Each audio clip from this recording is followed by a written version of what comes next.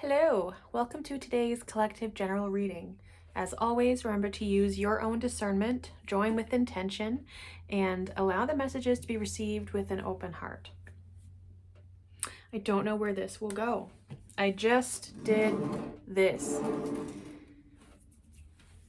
which would be in a previous video. Okay, mindscapes.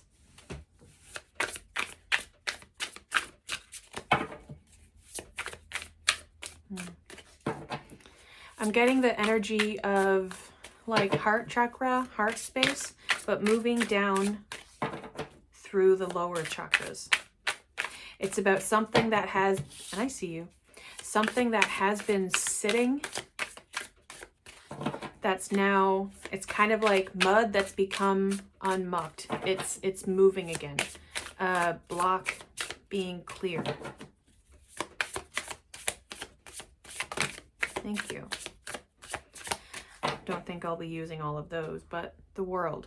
So something has been unlocked to, I'm seeing, actually, if you did watch the previous video that I did, if you can picture this kind of flipped over, the zigzag moving up to the place meeting the sky.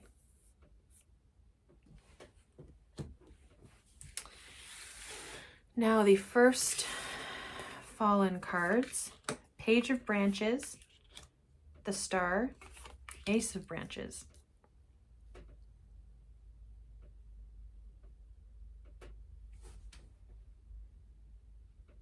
I am seeing if you know, everything is now in bowl, but there had been, it looked like a three-pronged arrow, but it had like a fourth piece on it. So I'm seeing that remade here. Ace of Branches, Ace of Wands. So that aspect in that story, you could say, is learning that going with the flow does not necessarily mean going directly straight ahead. It doesn't mean finding the eye of all and then having like a strict entry point. Here I'm seeing, not sure if you can see this little orange down here, I'm seeing the 4 white dots as like almost like the shape of a W with the 5th. So for me recently, it's been coming out more about Cassiopeia and I believe Shada.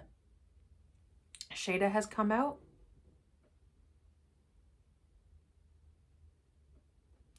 And so yeah, this is the steps that it is getting to where we meet the sky. This is those steps. So whoever it is that's resonating with this message has already gone to the place that you are up at the portal to the moon.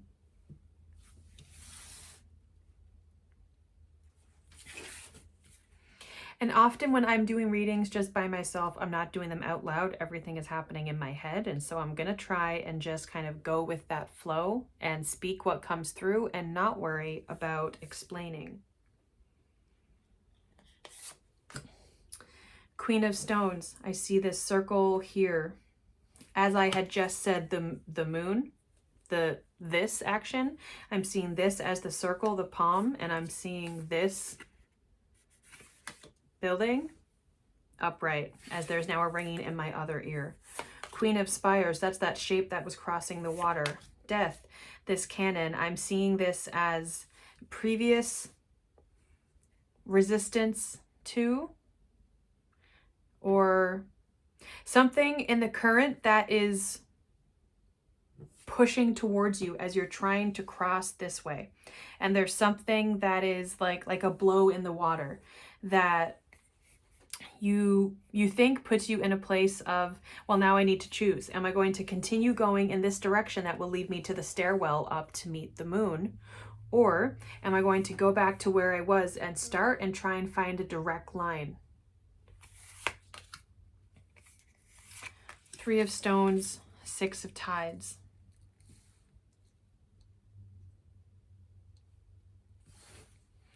So 3 of Stones here, I'm seeing it as you are, I see this tower here. and this tower here. So you are committed to anchoring yourself up.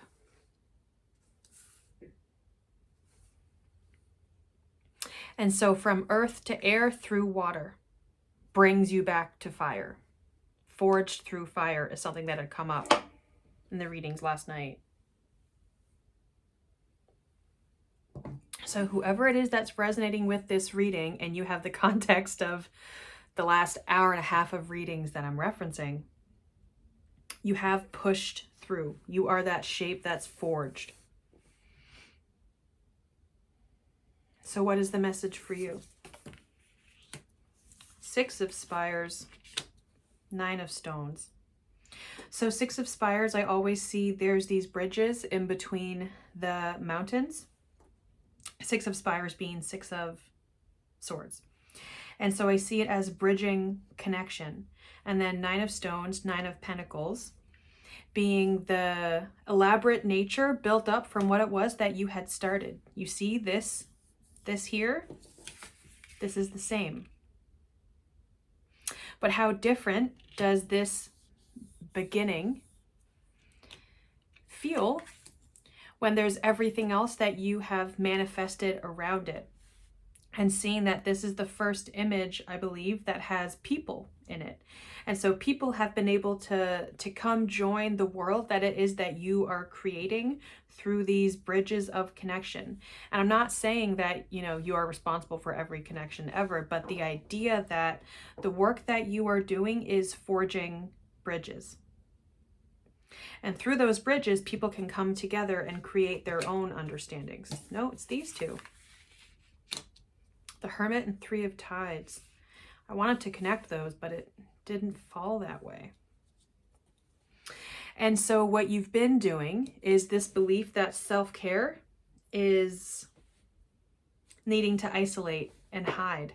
And it's actually, this is again the same stairs, but you're going up inside of a cave. You're not connecting to spirit. You're not connecting to ethereal space, moon, like beyond dimensionality. You're hiding here because you think that is what brings you strength. When really the connection between making a choice of, do I continue forging forward or do I go back and start with my more linear path, is the 3 of Tides, which is the 3 of Cups. And for me, the 3 of Cups is same as Antakarana. It's the connection of body, mind, soul, but it's that specifically connection, I believe, look into it, I'm not the expert, but it's the connection of your crown chakra tuning in with spirit. You could say like plugging into source, you know, words. But what it is that's going to give you the oomph that you need to get to starting your first tower. And this is a tower that is not yet fallen, right? This strength core that you're building up. It starts with your connection through with spirit. Not saying that every tower lasts forever, because in this deck, the 10 of Stones is the entire town has been wiped away. And I see that as the beginning of a new journey. Everything you do is for all of what it is until its end arrives. 5 of Stones, we have again this tower, and you can see there's a sandstorm coming through and it's destroying the town. The 6 of Stones in this deck is about them rebuilding after that destruction. And so for some of you now, I'm seeing you as coming out of the bottom of this tower because you're checking your foundations to see if your tower is going to fall, as the fire is getting a little more active there.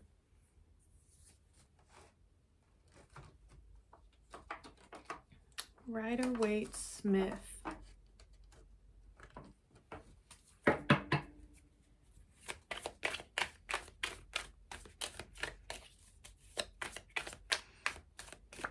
This is a pretty quick one. Oh. 4 of Pentacles with the 3 of Swords. On bottom is the 3 of Cups. Again, this source, power.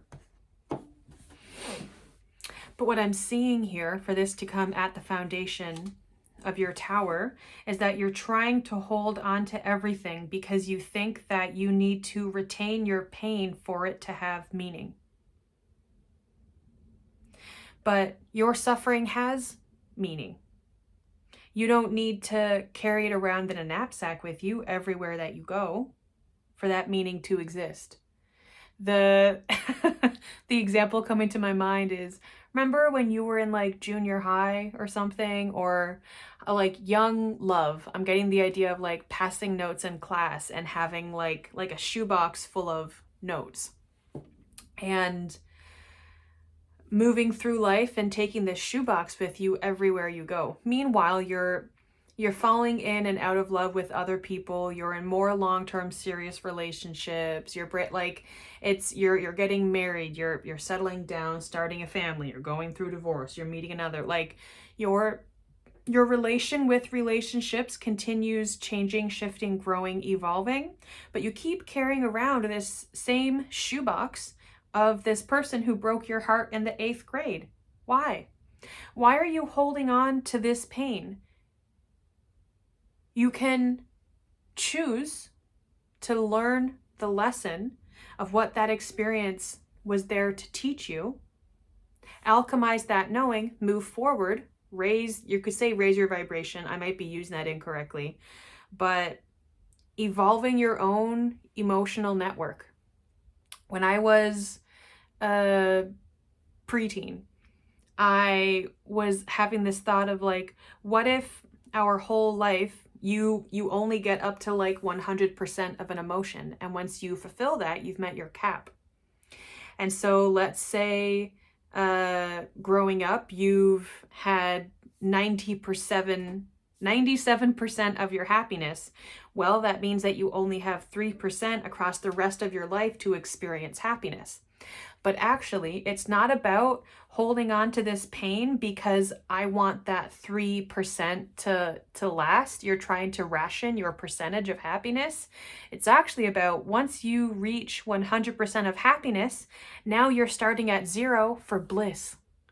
And then after you get 100% of bliss, you move into nirvana. Like, don't quote me on the stages, but that's the idea. You start with sadness and then you move into sorrow. And then you move into grief. Like, it's about the evolution of emotion. But if you're holding on to aches that have held you, you are the only one holding yourself back. And I'm seeing this pentacle being held within 2 hands here, and how you can choose to roll that away. You can put your hands up. You can, what do you call it? Not sacrifice, but you can, I can't think of the words. You know, when like you're watching a cop show and the police are like, put your hands up, whatever. Not to like involve cops, but the idea of you can let that go. And it's funny, I've actually never noticed in this card that there's this entire world behind him, an entire city. And do you see how many long towers there are?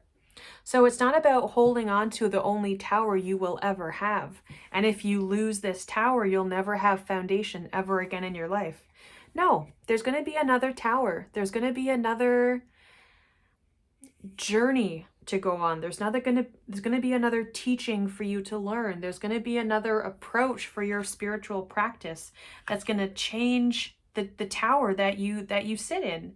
And like a child outgrowing shoes every few months, you're going to outgrow that tower, and that tower needs to fall. You know, this might not be in alignment with like the teachings of the tower, and I'm not here to say I'm the expert on it, but there can be, what do you call it? Like a planned demolition, you know? It's not just about the destruction of worldviews, of paradigms, of belief value structures. It's not just that those are all out of your control and you just need to live your life in fear because one day you're going to lose. It's actually, what if you can start developing these senses And you can start to be building your, as I'm tapping my nose here, building your intuition for what it means to know that your foundations are needing to crumble so you can take the bricks and you can rebuild. One from my sacred geometry stack. Together we fly. This came out in the readings the other day. So I'm seeing this as you coming together with your, you could say with your pain, with your stories, with your shadow, with your human neighbor, with spirit, like whatever it is that is you and. What are these two? Who are these two backing you up? Oh, there's three. Square, Earth Grid, New Beginnings. This card also came out yesterday, and it is when you are viewing yourself, acknowledging, knowing that you are the universe. And so this foundation isn't as square as you need it to be. I'm looking at the circles here, this Vesica Pisces, and how we're coming in and reconstructing the meaning of a square, and how this Earth Grid, we have this split, and there are all like, it's about having a dynamic, shape-shifting foundation that has the fluidity to grow with you. I think of, there's like, and I think then I'm done, but like there's some skyscraper in New York that is terribly built because it is so strong and rigid that it doesn't have the fluidity to move with the wind. You need to be able to move with the wind. And I'm seeing this, it looks like a sun in the middle, but I'm seeing, you know, the different layers of circle. I'll cover their little bums. But I'm seeing that as in the previous video that I did, that was about the closing of that spell work, is about, it's not always about going what is directly in front of you. Sometimes it's going the long way and then the eye appears. Yeah, I'm gonna end that there. So thank you for watching. If this resonated with you, you can like this video, you can comment down below, you can subscribe to find me more often. If you're interested in going a bit deeper, you can click the link in the description to join the 444 Collective.